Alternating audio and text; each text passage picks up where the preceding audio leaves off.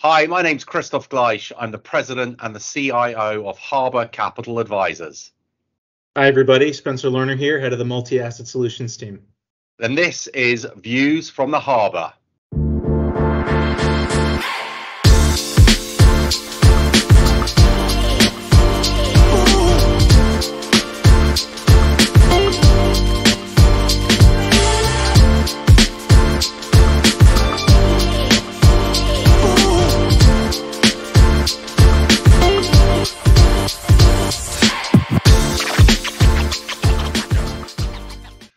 Spencer, great to see you again. A lot going on as always. So what are we going to focus on this week?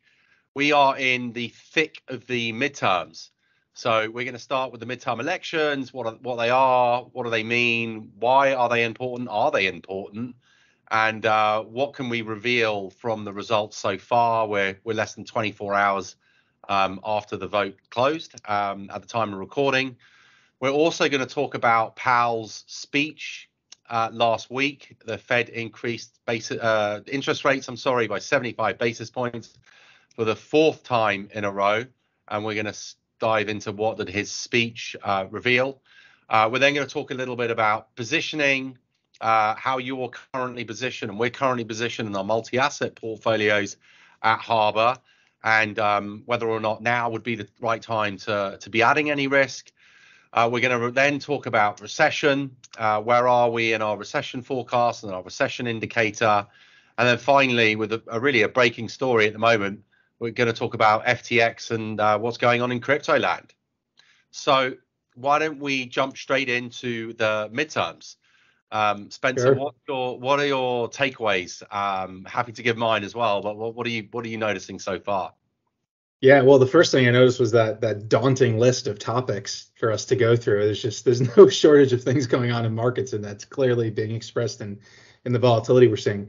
So yeah, I mean, as far as markets, so our perspective is the real kind of bearish outcome, or the concern that we had, would be if Democrats swept the Congress, and certainly not from a political perspective. I just mean that from the point of view of, if the Democrats did sort of win these midterms and retain full control of the Senate and the House and also the executive branch, you probably could expect higher degrees of fiscal spending, not dissimilar to what happened with the UK recently and Liz Truss. So in that state of the world, if fiscal expenditures were to pick up in the future, that would certainly be a problem given the inflationary backdrop. So if that would have been the concerning outcome, that appears to not be the case. It looks like the Republicans are going to win the House, and so you'll have a divided government. And so at the very least, that's a positive outcome, just because it looks like you're unlikely to get massive amounts of fiscal spending from here. Interesting. And so any impacts on the markets? Not really. I think this was pretty well discounted in markets. I think markets had expected, if you looked at different websites that have, like PredictIt, for instance, .org, and different websites are betting in markets for election outcomes. It was pretty well telegraphed that Republicans would win the House. So I think this was expected and pretty well discounted. I think if Democrats had won the House, that would have been different. In the recent weeks, it was expected for Republicans to win the Senate as well. Yeah. But in reality, as long as the Republicans won one of the branches of Congress, then fiscal spending is pretty much DOA for the next 2 years. And it seems like we're going to have to wait probably for a runoff in Georgia to see who has ultimately control of the Senate. And I think that runoff is scheduled for December 6th. My take as a Brit, as a non-voting Brit, I'm on a green card, I'm not a citizen, is it seemed to me as an observer that the Republican Party did a lot less well than people thought, and that there was a lot of hype about a Republican wave or a red wave that didn't really materialize. Interesting why that's the case. I think it's really interesting what happened in Florida, where you look at DeSantis. A lot of people talk about DeSantis running in 2024, and there was a complete clean sweep in Florida, and DeSantis wiped the floor with the Democrats. So if he ends up becoming the candidate in 2024, I think you've probably got your answer for your election. But I'm sure Mr. Trump will have a thing or two to say about whether or not he wants that to happen, can allow it to happen, not allow it to happen. So I just thought really interesting with how that all played out. So then let's talk about Powell, Chairman Powell. So we had the Fed meeting last week. No real surprises in terms of what happened.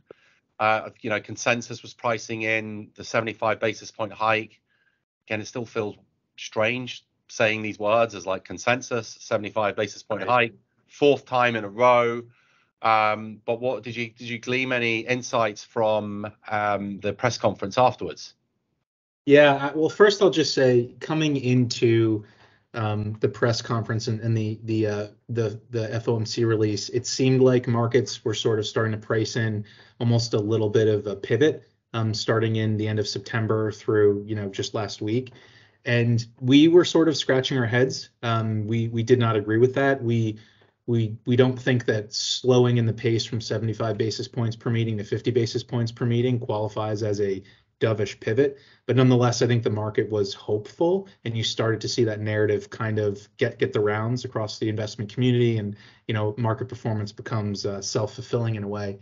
But I think Powell made it very clear in the press conference that is not the case. That slower does not mean lower, and that we should really be focusing on how high the Fed ultimately goes, and how long they keep the Fed funds rate at that restrictive level, as opposed to the speed in which the Fed gets to that restrictive level, right? So there's the speed you get there, there's how high you get, and there's how long you stay there.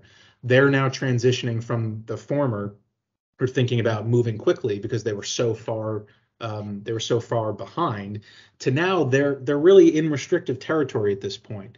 And restrictive territory means that the level of interest rates are high enough that there's a downward pressure on growth, such that growth momentum should be moving below trend.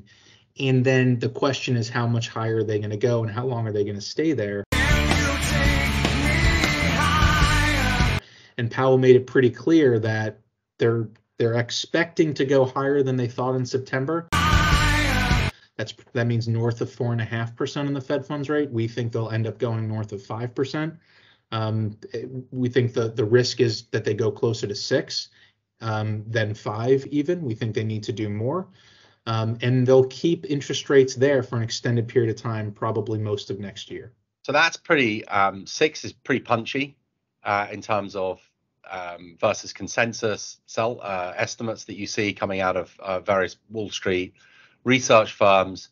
But you think the Fed terminal rate here, or where they're going to need to get to, could be 6%. Why? Yeah, so I don't want to be too overly prescriptive with that specific number, because right now we all need to be humble in the sense that we don't know exactly where the Fed's going to go to. And Chair Powell said that himself. He was actually shockingly transparent in admitting in the press conference that he and they in the FOMC do not know how high they have to hike to bring inflation down. Which, by the way, that in of itself is a pretty significant takeaway, because it's our view that bond markets, because the Fed is credible, bond markets up until this point have really been sort of anchored to the Fed's forward guidance. And with the Fed and Chair Powell now saying they don't know how high they have to hike, it's kind of a green light to bond markets to price in what they think the Fed needs to hike to. And so if we continue to get hot inflation and labor data, it's very possible that you'll see that peak Fed funds rate in markets get priced even higher and kind of get unanchored.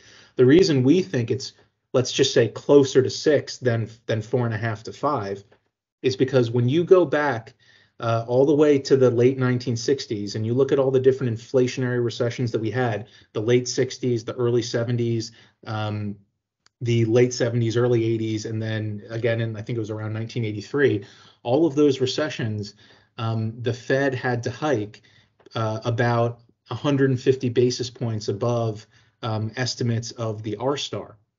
R-star is what we estimate to be the real Fed funds rate that would neither stoke inflation higher or lower. It's sort of the equilibrium Yeah. real Fed funds rate. And so today, estimates for that are around 50 basis points. And so if you think inflation, comes down to sort of a run rate of around 4%, which is around what we think it will, and then you add onto that another 150 basis points on top of that, it gets you to somewhere around 5.5 to 6% for a nominal Fed funds rate that they would have to get to, and that would be in line with what you've seen historically in order to bring down elevated levels of inflation. So the brakes are still being applied pretty hard. They may not need to slam on the brakes quite as much as they have done in the last few months, but they're still going to be pressing the brake, and they may have to press the brake for longer than anyone thought to get this inflation out of the system. So let's talk about recession. Where are we on our latest models, our latest thinking in terms of a recession?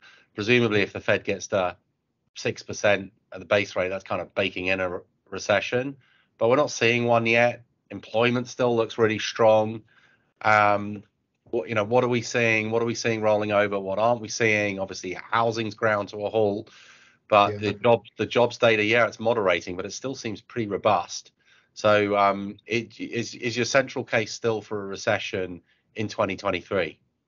Our central case is for a recession next year. What does that mean, first and foremost? I think a lot of people get a little confused and say, well, we had a recession in Q1 and Q2. We had negative GDP growth 2 quarters in a row. That's the back of the envelope shorthand way that people like to say informally what a recession is. But a recession, if you had to pick one indicator to reflect when you're actually in a recession, it's really the unemployment rate. When unemployment starts rising meaningfully or employment growth starts turning negative, that's really your indication of recession. We do think that we will get that. The Federal Reserve thinks that we will get that. They've all but said it, right? Their September SEP had the unemployment rate rising from 3.5 at the time to 4.7 by the end of next year. Yeah. That's a recession. We've never had a recession where the unemployment rate rose 50 basis points and didn't have a recession. So, right, that's 120 basis points. Talking about 3.5 to 4, so 120 basis points, 1.2%. Exactly. So the Fed anticipates a recession. We anticipate a recession. Now, the reason for that is our modeling of where we think sort of the long run neutral rate in the context of where potential growth is, a low level of labor supply growth and productivity growth that has been pretty anemic for a decade now. And that puts you around like a 1.5 to 2% growth rate in the US normally. That, as I said before, puts you at a nominal Fed funds rate that's probably closer to like 2.5%, or that R star I talked about before, that's about 50 basis points. So once the Fed goes above that level, that's going to have a contractionary impact on the economy. Now, how's that? Why and how? Well, the reason is because the business cycle is driven by the money and credit cycle. Right? The reason we have growth accelerate above potential and then crash below potential is because you have excess debt created or just debt levels that are created that pulls future demand forward. It causes the economy to grow above potential, right? You have nominal incomes and then you get debt, and those two things drive growth in the economy. When you have a lot more debt, you push up the growth above potential. And what happens when growth goes above supply? You get inflation. And then what happens when you start to get inflation? Well, the Fed starts to pump the brakes and they start to raise interest rates. And so what do higher interest rates do? It causes debt growth to plummet, which we're now seeing with housing activity, right? Mortgage activity is, I think Wells Fargo said recently that their mortgage activity is down 90% from a year ago. 90%, that is not trivial. That is enormous. So now debt plummets. Go ahead.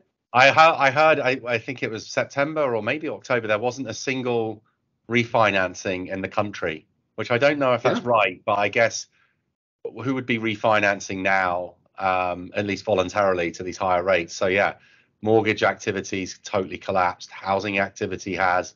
These things tend to be leading indicators with a lag.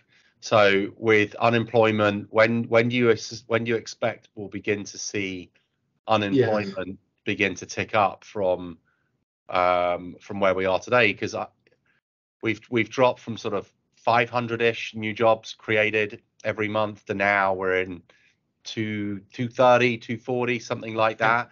So there's definitely some heat come out of the jobs market, but the openings market recently respiked up, which I think caught everybody by surprise. So what's your read on the jobs market right now, and when do you think we'll see this begin to pick up and this unemployment unfortunately begin to come through? The labor market is still far too hot. It's too tight for wage growth to come down in any meaningful way, but it has softened a little bit. It specifically, as you mentioned, employment growth has slowed. Job openings and vacancy rates have come down. Quits rates have come down a little bit. So there's been a little softening, but the levels are still far too high. So when we think about when a potential rise in the unemployment rate would hit, we look at a few different things. The first thing we look at is what's going on in the housing sector. And we go back historically to the 1960s, and we looked at all the different times before recessions when housing started to weaken and when you actually started to see a tick up in the unemployment rate. And based on that historical analog going back to the late 60s ahead of every recession, and when the housing market started to really collapse in the beginning of this year, that would put us at around October of 2023 for when you'd start to see a rise in the unemployment rate. Certainly, it could be plus or minus a number of months, but that kind of would be the center point of that. If instead of that, you were to look at the the Conference Board Leading Economic Indicator Index, that index, if you look back historically, how far that leads a recession, when that turned this time around, and what that implies for when unemployment would start to rise, that points to March for being when you'd likely start to see the unemployment rate rise. Now, the other analysis that we did was we looked at the Employment Trends Index, and that index, we're still at highs. We have not even rolled over.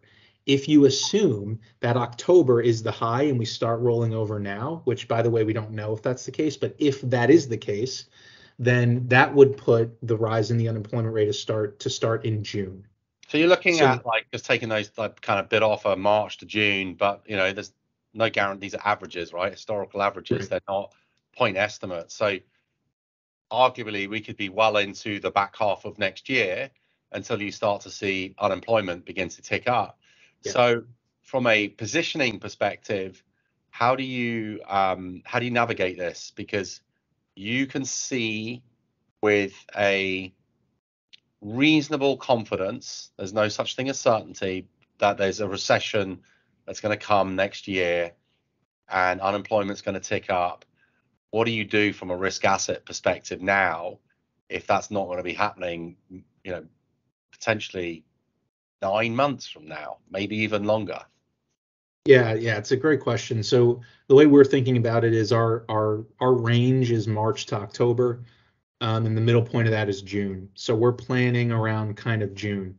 Historically, you start to see risk markets price in a recession about 3 months before the recession actually hits. So that puts you at March. That's about 4 months away. So given a 4-month kind of lead time, and again, none of this is precise, and I don't mean to say that in 4 months from now, stocks will immediately start to discount a recession. I don't know, and no one knows. But what I do feel probabilistically confident is that the odds are on our side if we think about it in the context of this time frame. Based on that, it makes sense to us to start positioning for it now.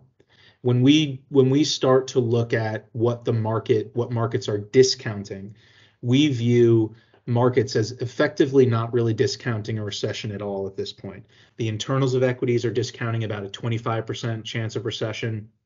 Equity risk premia, that would be earnings yield minus the 10-year treasury yield, that's discounting about a 0% probability of recession. We're at all-time tights there. High yield spreads are discounting a less than 10% chance of recession. So we're finding that assets are not really discounting recession at all. So we believe we're getting paid to bet on the recession trade because our confidence level is north of 75% that we'll have a recession next year. And with markets obviously discounting well below that, that spread is an alpha opportunity for us. So we think it makes sense to start pricing, to start betting on that now. That means underweight stocks It means overweight defensive, low volatility allocations within stocks. It means underweight high yield and credit. High yield spreads are particularly tight for the outcome that we expect, and they're discounting very low default rates, so we're underweight high yield. The hedge for a soft landing that we want to take into account is being overweight duration, because if we're wrong and we don't get a recession, it's because inflation quickly drops. And if inflation quickly drops and the Fed can quickly cut, it means duration will outperform and interest rates will drop. So we have a moderate overweight to duration. And I emphasize moderate because our historical work also suggests that in inflationary recessions, such as the late 60s, the 70s, and early 80s, interest rates peak just a few months before the actual onset of a recession, whereas non-inflationary recession, interest rates peak about 15 months before. So we think interest rates can continue to rise up until, let's call it the end of Q1. So we have a moderate overweight to duration. That's how we're thinking about being positioned for now. Makes sense. And then just finally, very quickly, in a bit of a breaking story at the moment with FTX. Any insights, any takeaways, any thoughts there with what's happening? It seems that markets have sort of switched to a bit of a risk-off position. I don't know whether this is a spillover or contagion from what's happening in crypto. And we've never spoken about crypto before. But what are your observations on FTX? I mean, I think it paints the picture that in these times, you don't know what's going to break. Right? I mean, first it was in the UK, and you almost had their entire pension market collapse. I mean, oh my God, could you imagine? Could you imagine if the Bank of England didn't step in? Now all of a sudden you have FTX, the second biggest crypto exchange, collapsing, and a $35 billion the FTX cryptocurrency now worth effectively nothing. I mean, you don't know where the weaknesses are until liquidity is being drained from the system, and you start to see the stresses. And so it makes sense, if you're driving above the speed limit, buckle up, right? So we other things can break.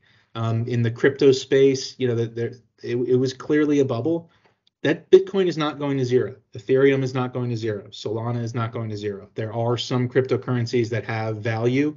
There's no question about it. And there will be a point in time, a year or 2 years from now, where those cryptocurrencies will be the best performing assets when we get through all this.